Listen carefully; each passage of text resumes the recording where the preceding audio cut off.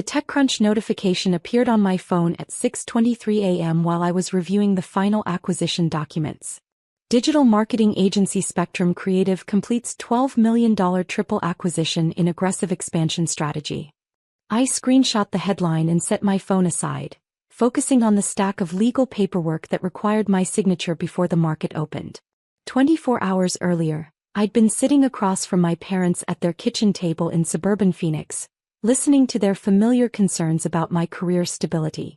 Mom had prepared my favorite meal, her famous enchiladas, but the conversation had quickly shifted to what she viewed as my precarious professional situation.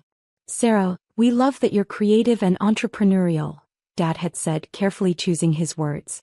"But freelancing doesn't provide the security that a corporate position offers. No benefits, no guaranteed income, no retirement planning." Mom had nodded in agreement, refilling my water glass. "Your cousin Jennifer just got promoted to marketing director at Intel. She has a 401k health insurance paid vacation. That's the kind of stability we want for you." I'd listened respectfully while cutting into my enchilada. At 29, I'd grown accustomed to these conversations with my parents, who viewed my freelancing through the lens of their own corporate careers. Dad had spent 35 years as an accountant at the same firm. Mom had worked 28 years in human resources at the state university. Their definition of career success centered on predictable paychecks and comprehensive benefits packages. "I understand your concerns," I'd replied diplomatically. "Financial security is definitely important. We just want you to have options," Mom had continued. "What happens if clients stop hiring you? What if you get sick and can't work? Freelancers don't have the safety net that employees have." Their worries weren't unreasonable. From their perspective, I was a freelance graphic designer and marketing consultant who worked from home, took on various projects, and lacked the traditional markers of professional stability. They'd watched me navigate the uncertainty of entrepreneurship for 7 years, and their parental instincts made them anxious about my long-term financial security. What they didn't fully understand was that Spectrum Creative had evolved far beyond freelancing into a full-service digital marketing agency with 23 employees, a portfolio of Fortune 500 clients, and annual revenue approaching $8 million. The projects I worked on included comprehensive digital transformation initiatives for major corporations, not small business logo designs. But I deliberately kept the specifics of my business growth private, partly from professional discretion and partly because I didn't want to seem like I was lecturing my parents about entrepreneurship. When they asked about work, I usually gave general responses about staying busy or landing new clients. "Have you considered applying to larger companies?" Dad had suggested. "Your marketing background would translate well to a corporate environment. You could probably start as a marketing coordinator and work your way up to director level." "That's definitely something to consider," I'd agreed, not wanting to dismiss their advice outright. The conversation had continued through dessert, with my parents offering well-intentioned guidance about resume writing, networking strategies, and the importance of building relationships with corporate recruiters. They meant well, and their concern for my financial future was genuinely motivated by love and parental protection. But as I'd driven back to my apartment that evening, I'd reflected on the disconnect between their perception of my career and the reality of what Spectrum Creative had become. The next morning's acquisition announcement would bridge that gap in unexpected ways. My phone buzzed with an incoming call from Jessica Martinez, my business partner and chief operating officer. "Sarah, the TechCrunch article is getting significant pickup. Forbes is requesting an interview about our acquisition strategy, and I've got 3 potential clients wanting to discuss expanded service offerings." "That's great news. Are the legal documents finalized for all 3 acquisitions?" "Just received confirmation from our attorneys. Pixel Perfect Studios, Data Driven Media, and Creative Solutions Group are now officially part of Spectrum Creative. The combined employee count is 67 people across 4 offices." Jessica and I had been planning this expansion for 18 months, carefully identifying smaller agencies whose capabilities complemented our existing services.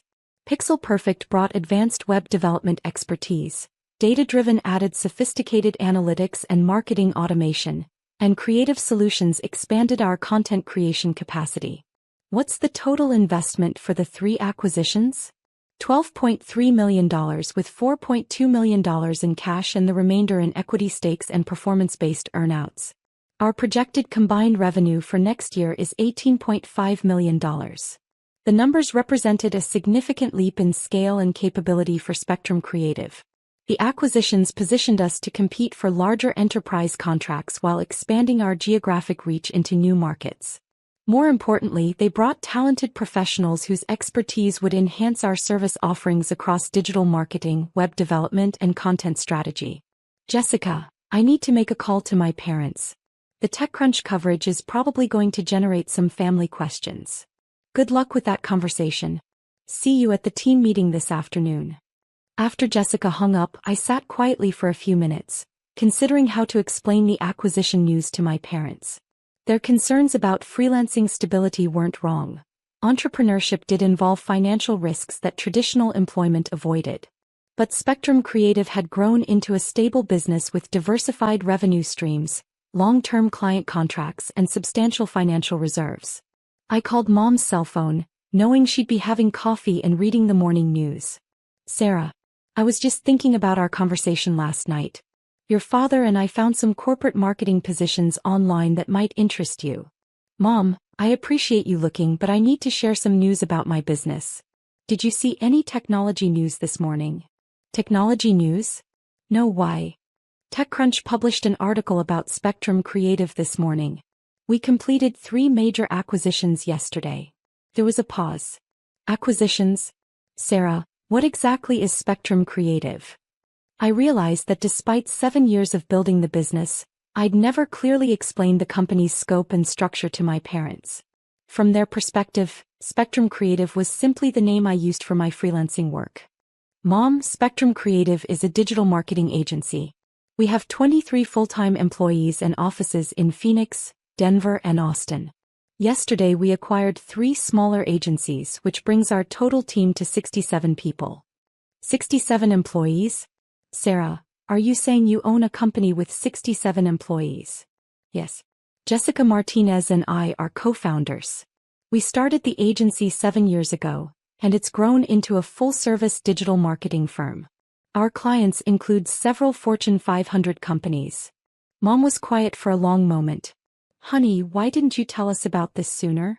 I guess I thought you understood the scope of what we were building. When you asked about work, I focused on individual projects rather than the overall business strategy. But you let us worry about your lack of job security for years. We had no idea you were running a multimillion-dollar company. Her tone wasn't accusatory, but I could hear the confusion and concern in her voice. She was processing the disconnect between their perception of my career and the reality of what I'd built. Mom, I didn't want to seem like I was bragging or dismissing your concerns about entrepreneurship. The risks you mentioned are real. Business ownership does involve financial uncertainty that traditional employment doesn't have. Sarah, there's a difference between taking calculated risks as a business owner and struggling as a freelancer. We thought you were the latter. That was a fair distinction. My parents' advice about corporate employment had been based on their assumption that I was working project to project without stable income or benefits. They hadn't understood that Spectrum Creative provided both financial stability and growth opportunities that exceeded most corporate positions. Can you explain what these acquisitions mean for your business? The 3 agencies we acquired have complementary capabilities that expand our service offerings. Pixel Perfect specializes in advanced web development, Data-Driven brings marketing automation expertise, and Creative Solutions has a strong content creation team. And the $12 million investment? That represents the total value of the 3 acquisitions, including cash payments, equity stakes, and performance incentives. It positions Spectrum Creative to compete for larger enterprise contracts while expanding our geographic reach. Mom was processing this information carefully. Sarah, this sounds like sophisticated business strategy, not freelancing. It is. Jessica and I have been planning this expansion for 18 months. We identified agencies whose capabilities would strengthen our competitive position and enhance our service delivery for existing clients. Why didn't you share these plans with us? That was a reasonable question. I'd been so focused on executing the business strategy that I hadn't considered how my parents might benefit from understanding the long-term vision for Spectrum Creative. I suppose I assumed you weren't interested in the technical details of digital marketing. When we talked about work, the conversation usually focused on general career advice rather than specific business operations. But we've been worried about your financial security for years. If we'd understood what you were building, we could have offered more relevant support and advice. He was right. My parents had extensive experience with financial planning, organizational management, and strategic decision-making from their corporate careers. Their perspective on business development could have been valuable during Spectrum Creative's growth phases. Mom, would you and Dad be interested in learning more about the agency's operations and growth strategy? Absolutely. Your father has experience with financial planning and budgeting that might be helpful. And I understand organizational development from my HR background. That would be really valuable. Jessica and I are always looking for experienced perspectives on business strategy and operational efficiency. Sarah, I need to apologize for our conversation last night. We were giving you career advice based on incomplete information about your actual professional situation. You don't need to apologize. Your concerns about entrepreneurship were legitimate, and your advice about financial security was sound. I should have been clearer about Spectrum Creative's growth and stability. Still, we spent dinner trying to convince you to abandon a successful business in favor of entry-level corporate positions. That's embarrassing. I appreciated her directness. Mom, your advice came from genuine concern for my financial future. That's what good parents do. They worry about their children's security and offer guidance based on their own experience. But our guidance was based on outdated assumptions about your career. We thought you were struggling as a freelancer, not thriving as a business owner. The distinction between freelancing and agency ownership isn't always clear from the outside. Many people use the terms interchangeably. Mom was quiet for a moment. Sarah, can you help us understand what running a digital marketing agency actually involves? I appreciated her genuine interest. Digital marketing agencies help companies develop and execute online marketing strategies. We provide services like website development, search engine optimization, social media management, content creation, and data analytics. And your clients are Fortune 500 companies? Several of them, yes. We also work with mid-sized companies and growing startups. The client diversity helps stabilize our revenue streams and reduces dependence on any single account. What does your role involve as co-founder? I focus on client strategy, business development, and creative direction. Jessica handles operations, financial management, and team development. We work together on major strategic decisions like the acquisitions we completed yesterday. This sounds much more complex than we realized. It is. Managing a digital marketing agency requires expertise in technology, creative strategy, financial management, and client relationship development. It's definitely more complicated than traditional freelancing. Sarah, your father and I owe you an apology and a congratulations. We clearly didn't understand what you'd accomplished with Spectrum Creative. Thank you, Mom. But I also want to acknowledge that your concerns about entrepreneurship weren't wrong. Business ownership does involve risks that traditional employment doesn't have. What kind of risks? Revenue fluctuations, client concentration, market competition, technology changes, regulatory compliance. Jessica and I spend significant time managing these risks through diversification strategies and financial planning. So you do have the equivalent of corporate benefits and retirement planning? Yes, but we've had to create those systems ourselves rather than relying on employer-provided programs. We have group health insurance for all employees, 401k matching and profit-sharing plans. Mom was processing this information thoughtfully. That actually sounds more comprehensive than many corporate benefit packages. It is, but it also requires more active management. We can't rely on HR departments to handle these programs. We have to design and oversee them ourselves. I imagine that's both challenging and rewarding. Exactly. It's more work than being an employee, but it also provides more control over business strategy and company culture. My phone buzzed with a text from Dad. Just saw the TechCrunch article about your company. Call when you can. Mom, Dad just texted about the TechCrunch coverage. Should we continue this conversation when I get home this weekend? Yes, please. We'd love to learn more about Spectrum Creative and how we can better support what you're building. I'd appreciate that. And Mom?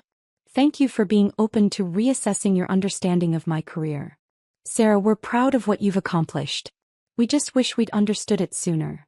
After we hung up, I spent the morning reviewing client proposals and preparing for the team meeting to introduce the newly acquired employees. The integration process would require careful attention to company culture, operational procedures, and client relationship management. But the conversation with Mom had highlighted an important lesson about communication with family members who came from different professional backgrounds. Their advice about corporate employment had been well-intentioned but based on incomplete information about Spectrum Creative's actual structure and stability. Jessica arrived at the office early for our integration planning session. How did the conversation with your parents go? Better than expected. They were surprised to learn about the scale of what we've built, but they're genuinely interested in understanding the business better. That's great. Having experienced advisors who understand financial planning and organizational development could be valuable as we scale the combined operation. Exactly. My dad has 35 years of accounting experience, and my mom understands HR systems and organizational behavior. Their perspective on the integration challenges could be helpful. Should we invite them to visit the office and see the operation firsthand? I think they'd appreciate that. It would help them understand what digital marketing agency work actually involves. The team meeting that afternoon brought together employees from all 4 locations via video conference. The energy was positive as people introduced themselves and discussed how their capabilities would complement existing service offerings. Mark Thompson from Pixel Perfect presented their web development process, which would enhance our ability to deliver complex e-commerce solutions. Lisa Chin from Data Driven explained their marketing automation platform, which would improve our analytics and lead generation capabilities.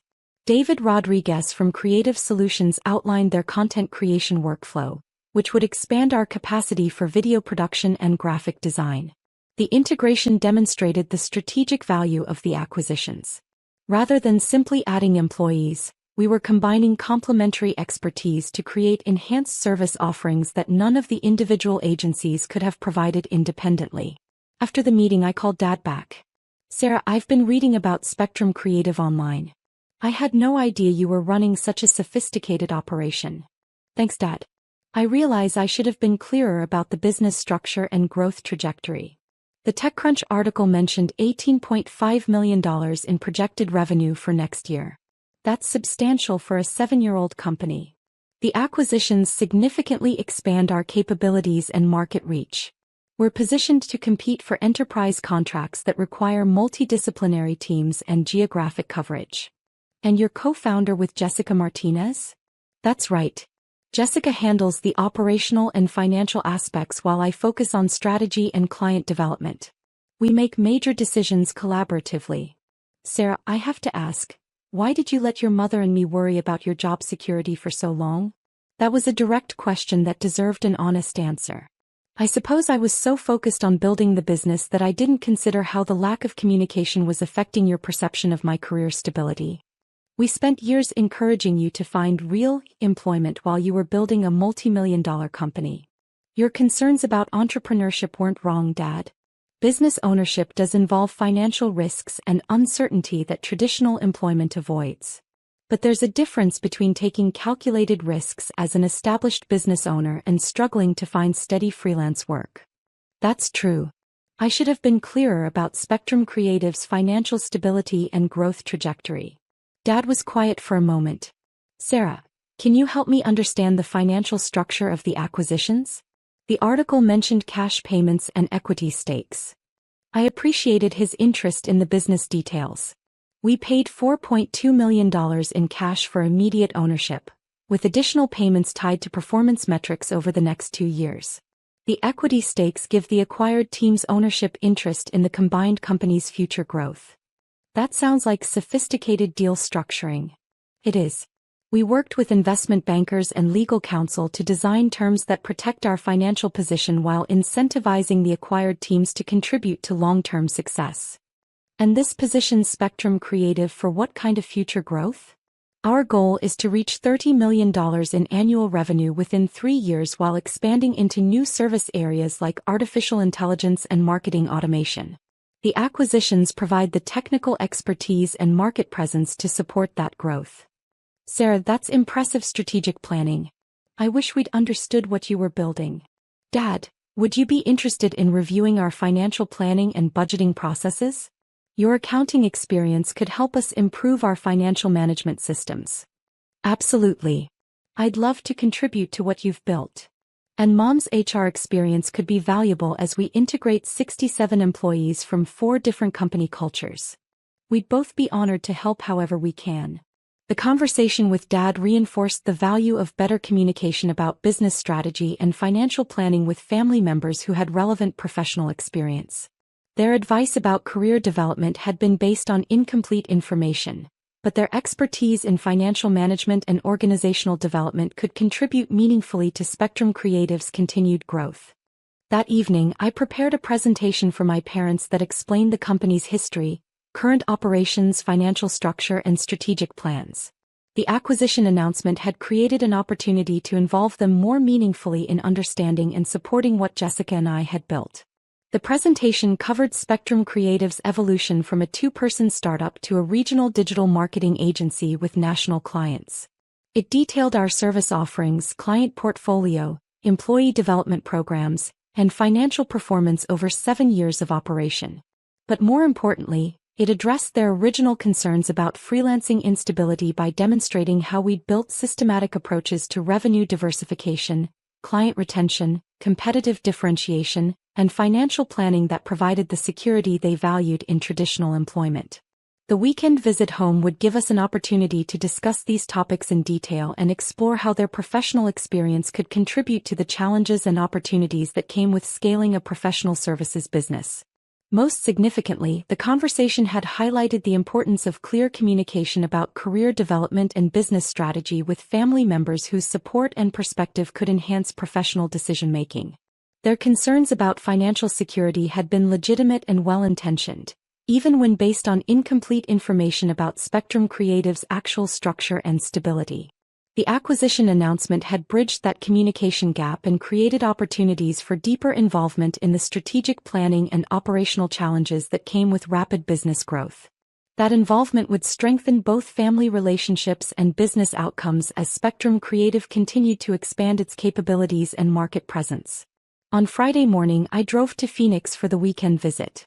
My parents had prepared thoughtful questions about digital marketing, business strategy, and entrepreneurship based on their research into Spectrum Creative's industry and competitive position.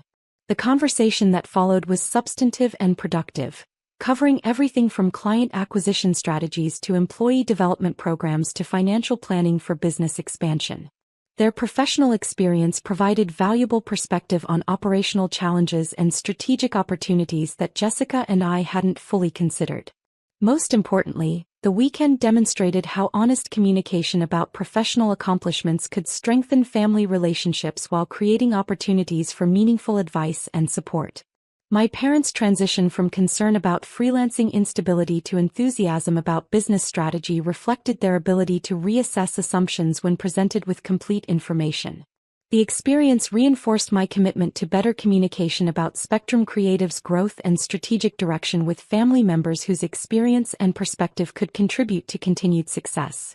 Their support, both emotional and professional, would be valuable as Jessica and I navigated the challenges and opportunities that came with leading a rapidly expanding digital marketing agency. Where are my dogs? Emma's phone buzzed with a call from her mother-in-law, Patricia. Her voice was smug. Those useless dogs are gone. I did you a favor. Now you can get proper ones from a breeder. Emma's heart pounded as she gripped her desk at the vet clinic. What did you do with them? I took them to a shelter while you were at work. Honestly, having rescue dogs is embarrassing. What will people think? Max, Luna, and Bear weren't just pets. They were family. Max, a German Shepherd mix, had been left tied to a pole in the rain. Luna, a pit bull with one eye, had been rescued from a dogfighting ring. Bear, an old Golden Retriever mix, had been abandoned after his owner passed away. Which shelter? Emma asked, already opening her laptop. Patricia laughed. Not telling. You'll just bring them back. What Patricia didn't know was that Emma had put GPS trackers in the dogs' collars after she accidentally left the gate open last month. She checked the app. The dogs weren't at any shelter. They were scattered in different locations. Her coworker Sarah walked in. You okay? Patricia gave away my dogs. Emma pointed at the screen. But look where they are. Sarah frowned. That's the old factory district and a highway rest stop. What is she up to? Emma grabbed her keys and texted her husband, David, your mom took the dogs. Tracking them now. Meet me ASAP. David replied instantly, Wet 8-2. She's gone too far. Patricia had moved in 6 months ago after her divorce. Since then, she had tried everything to get rid of the dogs, leaving doors open, dropping chocolate on the floor by accident, and nonstop complaining. David arrived, furious. Where are they? Emma pointed at the map. Not shelters. What if she gave them to people who might hurt them? David pulled her into a hug. We'll find them. And Mom is moving out. They split up. David went to the rest stop, Sarah to the railway station, and Emma to the factory. At the warehouse, a rough-looking man stood outside, smoking. He eyed Emma. You lost? My dog is here. Black pit bull, one eye, she said firmly, showing him a photo. She has a tracker, and I already told the police. His face changed. I don't want trouble. Some lady paid me to keep her here for a few days, to teach someone a lesson. She's inside. Emma rushed in. Luna wagged her tail frantically, tied to a pipe. As she freed her, a message from David popped up. Got Bear. Locked in someone's garage. Mom paid them $200 to keep him. Then Sarah texted, found Max. Some teen was walking him all day. Now I told him it was for a surprise party. Emma's hands shook with anger. Patricia hadn't just dumped the dogs, she had hidden them on purpose. Another text from David. Taking Bear home. We need to talk about Mom. This ends today. Emma agreed. Patricia had finally crossed the line. She wanted control, wanted to prove she could take away what mattered most, but she had made one big mistake. She underestimated just how far Emma would go to protect her family, human and canine alike. Taking a stand. When I pulled into the driveway with Luna, Patricia stood on the porch, arms crossed. Her smug expression disappeared when she saw the dog. How did you? She started, then quickly recovered. Emma, you're making this harder than it needs to be. Those dogs are beneath our family status. I stared at her. Our family status? You mean the status you lost in your divorce?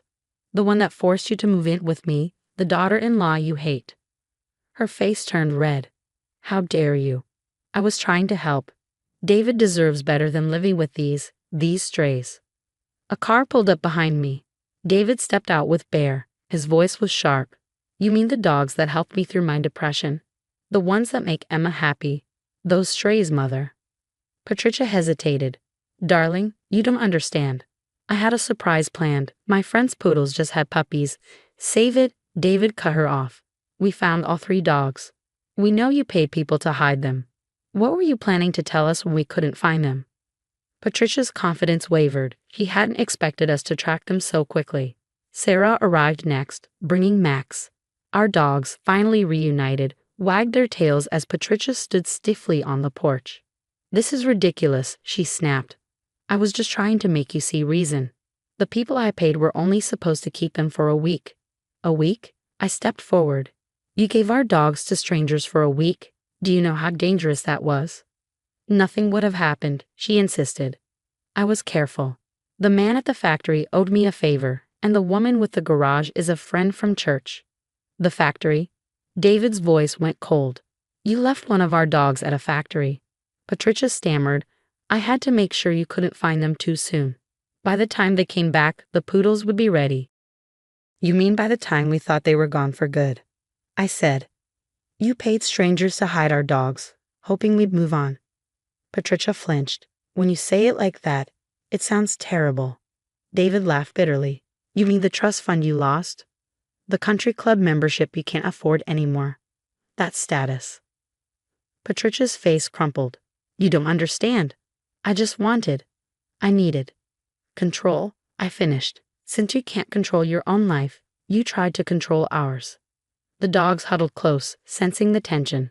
Luna pressed against me, while Max and Bear stood beside David. David's voice was firm. You're leaving. Today, pack your things. But where will I go? Patricia's voice rose. You can't throw me out. I'm your mother. "You're the woman who stole and hid our dogs," I said. "We have GPS proof of where you took them. We have witnesses who confirm you paid them. Do you want us to call the police?" Her face went pale. "You wouldn't dare." "Try us," David said. "You have 3 hours to pack. After that, we're changing the locks." Patricia stormed inside, slamming doors as she packed. I knelt to hug our dogs, the relief hitting me all at once. David sat beside me on the grass, wrapping his arms around us. "I'm so sorry," he whispered. "I knew she was difficult, but I never thought she'd go this far." "The GPS saved us," I said, stroking Max's fur. "I never thought we'd need it, to protect them from her." Sarah crossed her arms. "You know this isn't over, right? She won't just leave quietly." I watched Patricia's shadow move past the upstairs windows. "I know, but this time, we have proof.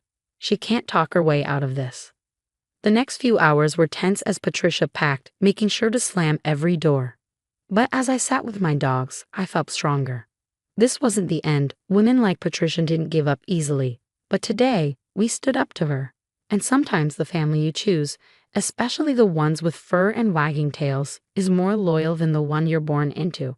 3 months after Patricia's dramatic exit, life had settled into a peaceful rhythm. The dogs were thriving, no longer walking on eggshells in their own home. David had installed security cameras around the property, a necessary precaution given his mother's tendency for dramatic gestures. We'd heard through family that Patricia had moved in with her sister in Colorado, telling anyone who would listen how her son and daughter-in-law had cruelly thrown her out. But the GPS data and witness statements told a different story, one that kept her from attempting any legal action against us. One quiet Sunday morning, as I sat on our porch watching the dogs play in the yard, a familiar car pulled into our driveway. My heart skipped a beat when Patricia stepped out, looking thinner and more subdued than I remembered. The dogs noticed her immediately. Luna and Max moved to stand guard on either side of me, while Bear watched cautiously from the yard. Their protective instincts never failed to amaze me. "Emma," Patricia said softly, stopping at the bottom of the porch steps, "may I speak with you?" I noticed she wasn't trying to come closer, respecting the boundary the dogs had created. "David's not home," I replied. "I know. I came to talk to you, actually." She clutched her purse tightly. "And to apologize." Those weren't words I ever expected to hear from Patricia. I studied her face, looking for signs of manipulation. "Go on." "My therapist." She paused, seeming embarrassed. "After everything happened, my sister insisted I get help. The therapist helped me see some things about myself, about why I did what I did." The dogs remained alert but calm. They'd always been good judges of character, and right now, they weren't showing signs of distress. "It wasn't about the dogs, was it?" I asked, though I already knew the answer. Patricia shook her head. "No, it was about control. After the divorce, losing my status, my friends, I felt powerless. Taking control of your lives, your home, even your pets. It was my way of feeling powerful again." She wiped a tear. "It was wrong. All of it." I remained silent, letting her continue. "Seeing how far you went to protect them," she gestured to the dogs, "it made me realize something. You didn't just save these dogs once when you rescued them. You keep choosing them, keep protecting them, every day. That kind of loyalty, it's what I should have shown to my own family." Luna had relaxed slightly, her tail giving a tentative wag. Even she could sense the shift in Patricia's energy. "I've been volunteering at a shelter in Colorado," Patricia continued, trying to understand. "To make amends, I suppose. Last week, I helped reunite a lost dog with its family. Seeing their joy, I finally understood what I tried to take from you." I stood up, walking down the porch steps. The dogs moved with me, a furry honor guard. "Why are you really here, Patricia?" "To say I'm sorry. To ask if there's any way to start rebuilding what I destroyed. Not just with the dogs, but with you and David. I've lost so much already. I don't want to lose my son too." Looking at her now, I saw something I'd never seen before. Genuine humility. The perfectly coiffed, controlling woman who would try to orchestrate our lives was gone, replaced by someone who seemed to finally understand the damage she caused. "It won't be easy," I said finally. "Trust, once broken, takes time to rebuild. But if you're serious about making amends, about respecting our boundaries and our choices—" "I am," she interjected quickly. "I know I don't deserve another chance, but I'd like to try." Maybe we could start with short visits. Supervised, of course. I'd like to properly meet the dogs, learn their stories. Bear, always the most forgiving of our trio, had wandered closer to Patricia. She remained still, letting him approach on his own terms. We'll talk to David, I said, but no more schemes, no more manipulation. One wrong move, and that's it. Patricia nodded, watching as Bear gently sniffed her hand. Thank you, Emma, for giving me a chance to make things right. As I watched my former adversary cautiously pet our senior rescue dog, I realized that sometimes the path to healing comes from unexpected places. Patricia had tried to tear our family apart, but ended up learning what made it strong. Unconditional love, unwavering loyalty, and the courage to protect what matters most. Our dogs had taught us all valuable lessons about forgiveness, boundaries, and the true meaning of family. They were never just dogs. They were the heart of our home, the catalyst for necessary change, and living proof that second chances, when earned, could lead to beautiful beginnings. The GPS trackers remained, though. Some precautions were worth keeping, even in times of peace. David texted, "Don't wait up, working late again." I looked at my phone, a small smile forming. His location showed he wasn't heading to his office. He was going to his other house in Oakwood Heights, the one he thought I didn't know about. I'm Anna Porter. For 3 years, I've watched my husband of 15 years live a secret life, thinking I was too naive to notice. The clues were everywhere. Suspicious credit card charges, whispered phone calls, and business trips that didn't add up. But David underestimated me. "You're just a housewife," he'd say when I asked about our finances. "You wouldn't understand." What he didn't know was that before I became a housewife, I worked in forensic accounting. I left my job when our daughter Sophie was born, but I never lost my ability to follow the money. Sitting in our living room, I opened my laptop and checked the bank statements. Another large transfer to an account I had already traced. David thought he was smart, hiding money through his company. He had no idea I had been tracking every transaction, every lie. My phone buzzed. Sophie. She was away at college. "Mom, did you know Dad was in town last week? My roommate saw him with some woman and a little boy at the mall." I took a deep breath. "Really? That's interesting. He told me he was in Chicago for a conference." "Mom, is everything okay?" "Everything's fine, sweetie. Focus on school. I've got this handled." I closed the message and pulled out a thick folder filled with bank records, property documents, and photos. 3 years ago, when I first got suspicious, I hired a private investigator. That's how I found out about Maria, a young executive at David's company, and their 5-year-old son, Thomas. At first, it crushed me. 15 years of marriage and he had another family. But instead of confronting him right away, I watched and waited. I wanted to know everything. I learned how he met Maria during a company retreat, bought them a house, set up trust funds, and spent weekends with them, pretending to be on business trips. He even gave Thomas his grandfather's middle name, the same one he refused to give Sophie because it wasn't sophisticated enough. The front door opened. David walked in, loosening his tie. "Hey honey, rough day at the office," he said, kissing my cheek. He smelled of unfamiliar perfume and faintly of bubble bath. "I bet it was," I said, closing my laptop. "How's the Miller account?" He launched into a long story about meetings and deadlines. I watched him lie, noticing how his left eye twitched, a habit I'd known since we met. "You seem distracted," he said. "Just thinking about something interesting I learned today," I said lightly. "Did you know Oakwood Heights has one of the best school districts in the state? Thomas must be doing well there." David froze. His face turned pale. What are you talking about?" I pulled out a photo, him, Maria, and Thomas at a school carnival. "He has your eyes," I said, but his mother's smile. "Anna, I can explain," he stammered. "It's not what you think." "It's exactly what I think," I interrupted. 3 years, 4 months, and 12 days. That's how long I've known. Every lie, every dollar you took, every weekend you spent with them instead of us. I have it all documented. David collapsed onto the couch, his confidence gone. "How? Why didn't you say anything?" I stood gathering my folder, because I needed to be sure what kind of man I married. And now I am. I walked toward the stairs, then turned back. "Oh, and David, don't bother checking our accounts tonight. You might find some surprises." His eyes widened in panic. What did you do? I paused at the top of the stairs. Nothing yet. But don't worry. Everything is perfect. As I shut our bedroom door, I heard him scrambling to make calls. My phone buzzed. A message from my lawyer. Everything is in place. Should we move to phase 2? I typed one word. Perfect. This morning, I woke up to find David's side of the bed empty. He had spent the night in his office, making frantic phone calls and trying, and failing, to access our frozen accounts. I could hear him pacing downstairs, his footsteps heavy with stress. I took my time getting ready, carefully applying my makeup and slipping into a crisp white blouse and black pencil skirt. Today was important. Today was the day I had been planning for 3 years. When I came downstairs, David was waiting at the kitchen counter, looking exhausted.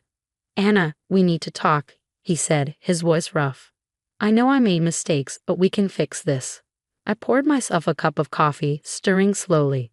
"Like how you fixed things with Maria?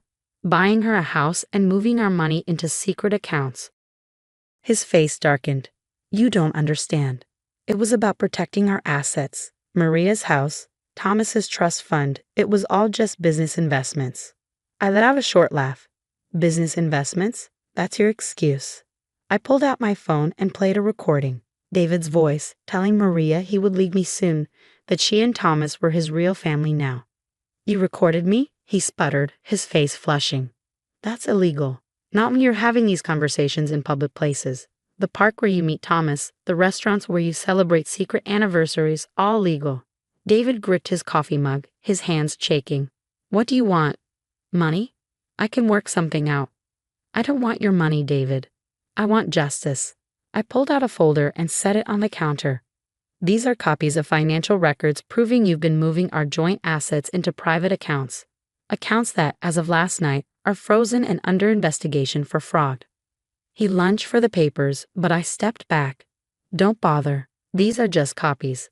The originals are with my lawyer, the bank fraud department, and your company's board of directors." His face turned pale. "The board?" His voice cracked. "You sent this to the board?" "Of course. They deserve to know what their CFO has been doing with company funds." His phone buzzed. He grabbed it desperately. As he read the message, all the remaining color drained from his face. "They're calling an emergency meeting. I'm suspended pending investigation." He looked up at me, realization sinking in. "How long have you been planning this?" I took a sip of my coffee. "Remember 3 years ago when you told me I wouldn't understand finances because I was just a housewife? That's when I started. Every lie, every transaction, every secret, I documented it all." "Maria," he started. "Already knows," I cut in. "She got the documents this morning, including proof that her house was bought with embezzled company funds. She's probably trying to reach you right now."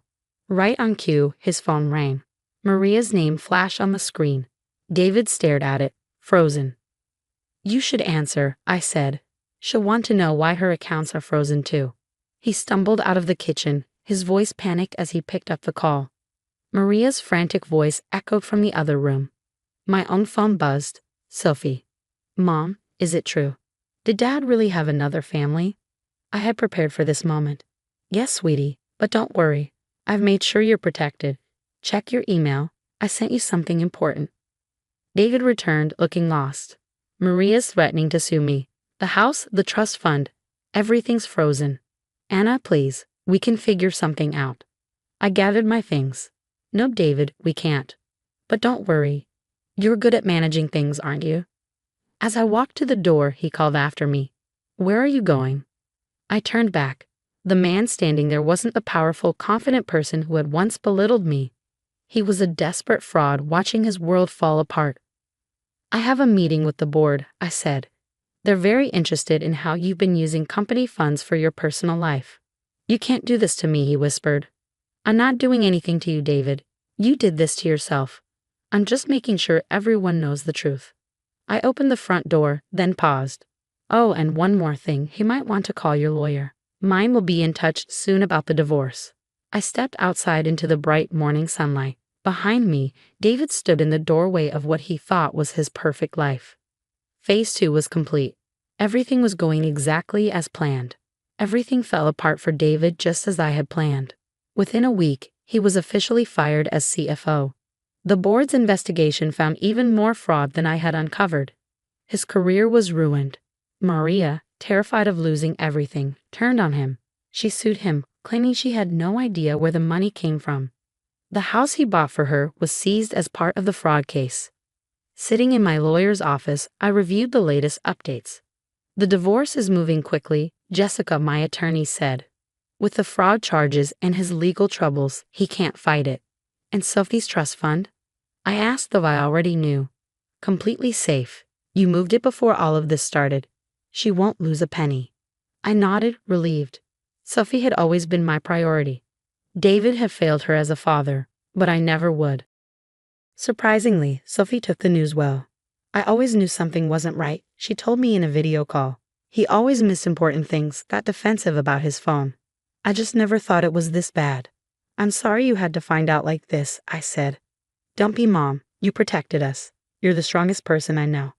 Her words meant everything. A month later, David asked to meet. We sat in a quiet coffee shop, the same one where he used to meet Maria. The irony wasn't lost on me. I lost everything, he admitted, looking older. The board is pressing charges. Maria's suing me. She won't let me see Thomas. His voice cracked. Actions have consequences, David, I said. You made your choices. He shook his head. How did I not see it? I thought I was so clever, keeping my secret life.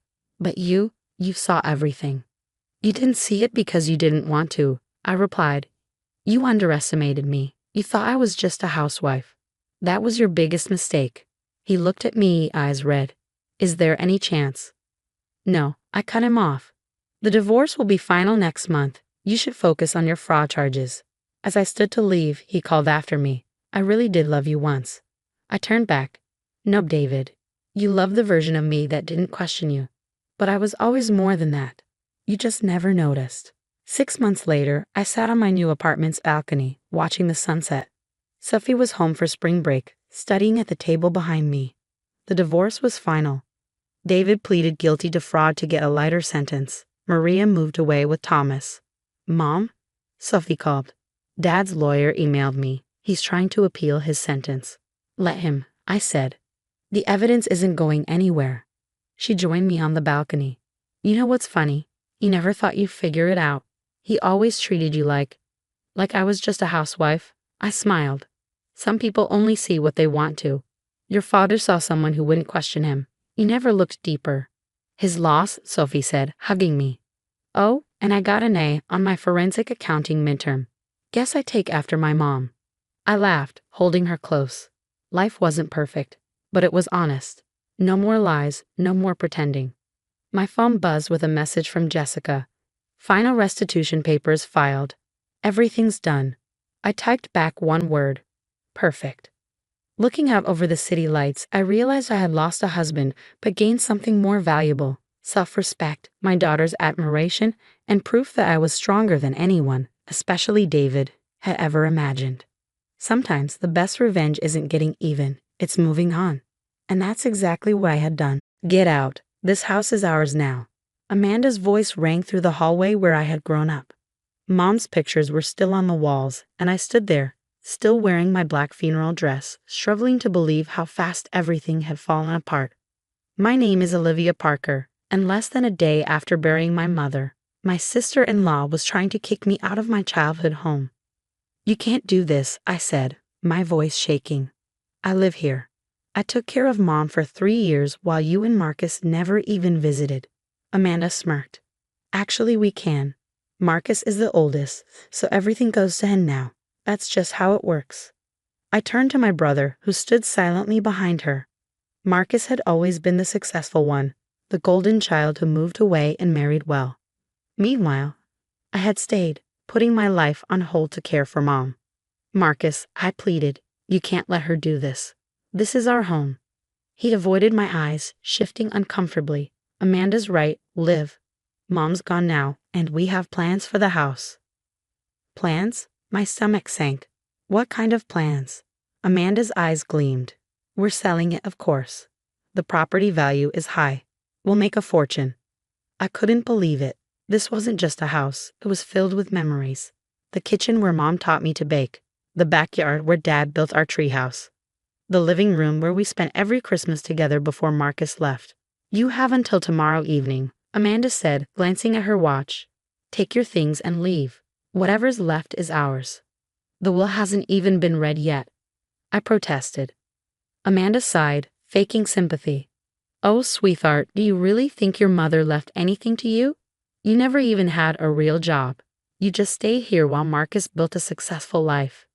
The truth was, I had paused my graphic design career to care for Mom. I worked remotely so I could be there for her, but Amanda saw it as a failure. The will is being read tomorrow morning, I said firmly. I'm not leaving until then. Amanda's smile faded. Fine, enjoy your last night here, but when the will proves what we all know, I want you gone. As they walked away, I heard Amanda whisper to Marcus, finally, we can get rid of her and sell this place. That night, I sat in Mom's room, surrounded by her things. Her scent still lingered. Memories flooded my mind. Our late-night talks, the way she squeezed my hand when she was in pain, how she loved me reading to her every evening. I'm sorry, honey, she had said one night, that you put your life on hold for me. Mom, no, I had told her. You're my life too. She had smiled, a knowing smile I hadn't understood until I found the letter hidden in her favorite book. I pulled it out and read it again. My dearest Olivia, your brother only cares about money, just like his wife. But you, my sweet girl, see what really matters. You stayed when others left. You gave when others took. Remember that tomorrow, when Mr. Sullivan reads the will. A mother knows her children's true hearts. All my love, Mom. I carefully folded the letter and put it away. Tomorrow would change everything, but not in the way Amanda and Marcus expected. Let them think they had won. Let them believe they could push me out. Tomorrow, they would learn the truth.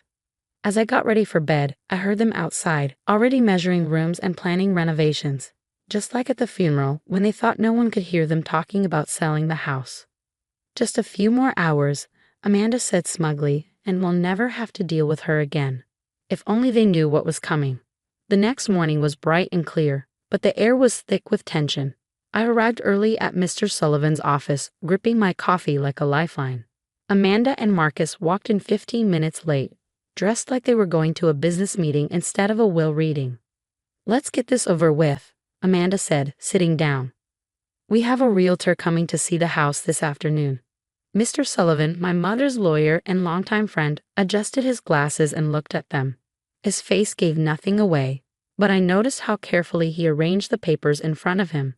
Before we start, he said, I want to mention that Sarah, your mother, made important changes to her will 3 months ago.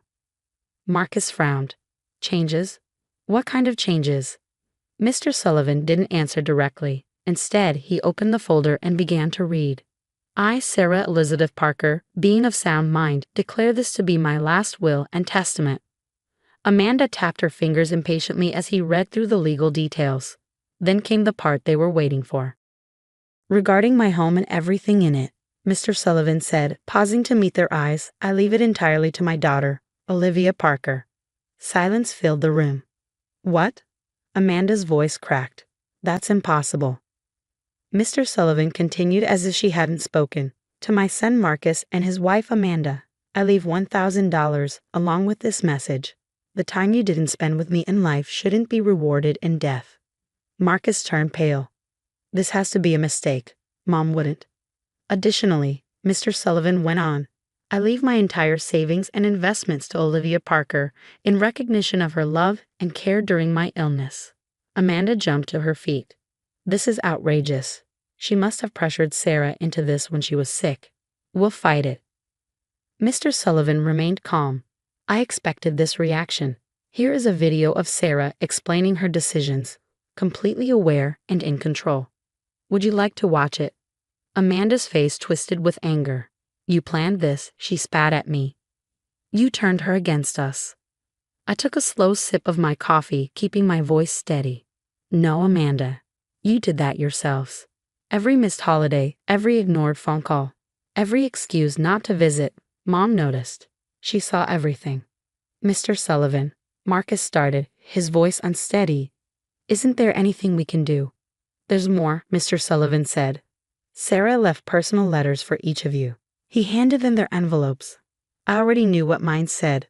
Mom had shared it with me during one of our late-night talks.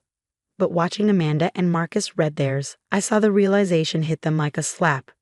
Marcus sank into his chair, his hands shaking. Amanda just stared at her letter, speechless for once. "The realtor," she muttered. "We need to cancel." "Yes," I said quietly, "you do. And you need to move your things out of my house by tomorrow evening." The irony wasn't lost on anyone. Mr. Sullivan cleared his throat. "Everything is in order. Olivia, I'll need you to stay and sign a few documents." Amanda stormed out, Marcus following behind her. Through the window, I watched them arguing in the parking lot, their gestures frantic. "Your mother was very proud of you," Mr. Sullivan said softly. "She knew exactly what she was doing." I nodded, thinking of all the moments Mom and I had shared, of the quiet wisdom she had passed on to me. "She knew them better than they knew themselves," I murmured. "And she knew this day would come." As I signed the final papers, I felt lighter. Mom had made sure our home stayed with the person who truly cared about it. Amanda's dreams of selling it were over. Walking to my car, I heard Amanda's voice echo across the parking lot. "This isn't over." But it was. Mom had made sure of that. And as I drove home, to my home, I smiled. Justice doesn't always come with a fight. Sometimes it comes with a mother's quiet strength and a will that says everything. The weeks after the will reading brought changes I never saw coming. The first surprise came one evening when Marcus showed up alone at my door. He didn't look like the confident businessman Amanda had shaped him into. He looked like my little brother again. "Can we talk?" he asked, shifting awkwardly, just like he used to when we were kids and he'd broken something of mine. I let him in, watching as he took in the house. Mom's touch was still everywhere, mixed with my own. Nothing like the sleek, modern space Amanda had planned to turn it into. "I found these," he said, pulling out a stack of old photos from his jacket, from before everything. The pictures showed us as kids, playing in the backyard while Mom watched from the porch with her warm smile. Back when Marcus was just my goofy little brother, before Amanda convinced him that success meant leaving his past behind. "I'm sorry, Liv," he said, his voice cracking. "Mom's letter. She wrote about how you took care of her, how you read to her every night even after working all day, how you never complained, even when he swallowed hard. She loved you, Marcus," I said gently. "She was just disappointed in your choices." He nodded, wiping his eyes. "Amanda and I are separating." After the will reading, I started seeing things differently. How she always pushed me to put money over family, You don't have to explain, I interrupted. Mom always said people revealed their true selves eventually. The second surprise came a week later. Amanda tried to fight the will, but the video Mr. Sullivan had mentioned surfaced. In it, Mom spoke clearly and confidently, explaining her choices. "My daughter Olivia understands that a home is more than just walls and a roof," she said. "It's where memories live, where love grows." Amanda and Marcus see only dollar signs. They'll learn too late perhaps that some things can't be measured in money. The video spread quickly in our small town. Amanda's perfect reputation crumbled. Many of her real estate clients had known Mom, and after seeing the video, they wanted nothing to do with her. I focused on moving forward. I turned Mom's old sewing room into my graphic design studio and started taking on more clients, rebuilding my career on my own terms. Marcus started coming over for Sunday dinners, just like we used to when we were kids. Sometimes we'd sit in the garden Mom loved so much, remembering stories we'd almost forgotten. I could see the real Marcus coming back, the one Amanda had buried under expectations and ambition. "You know what I remember most?" he said one evening. "Mom always said karma doesn't need an audience. She just sits back and waits for the right moment." I smiled. Mom had been right. Amanda had rushed to sell the house, dismissing the years I had spent caring for Mom. And in the end, it had all backfired. 3 months after the will reading, I got a letter from Amanda's lawyer. She was officially giving up any claims to the house. Marcus told me she had moved to another state, trying to rebuild her image somewhere people didn't know the truth. That evening, I sat in Mom's favorite chair, flipping through her old photo albums. Inside, I found a note in her elegant handwriting. "Sometimes the greatest gift we can give our children is the chance to show who they truly are. Watch, wait, and trust that truth will always surface in its own time." I ran my fingers over the words, feeling closer to her than ever. She hadn't just left me a house. She had given me the chance to rebuild my life, my relationship with my brother, and the peace of knowing I had honored her in the way she had hoped. The house remains unchanged, a testament to Mom's love and wisdom. Marcus visits often, helping me tend the garden she cherished. And sometimes, when I sit on the porch where she used to watch us play, I can almost feel her smile. She had always known what Amanda never understood. The true value of a home isn't in its price, but in the love it holds and the memories it keeps safe. And in the end, that was worth more than anything.